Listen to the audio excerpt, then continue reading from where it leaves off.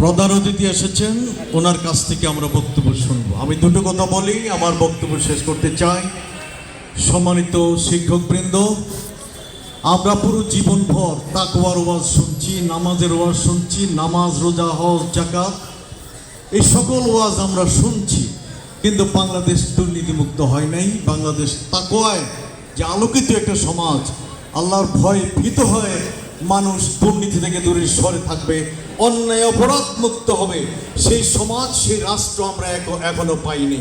মুক্তিযুদ্ধের যে মূল স্তম্ভ ছিল সাম্য, মানবিক মর্যাদা, সামাজিক সুবিচার, সে সামাজিক সুবিচার, মানবিক মর্যাদা, সাম্যের বাংলাদেশ আমরা এখনো পাই নাই। অনেক চেষ্টা হয়েছে, অনেক রক্ত ঝরেছে, ৭১ রক্ত ঝরেছে, ফল হয় নাই, যার কারণে ২৪-এ আবার রক্ত দিতে হয়েছে। আমরা সামনে এগোতে চাই, পিছনে আর যেতে চাই না।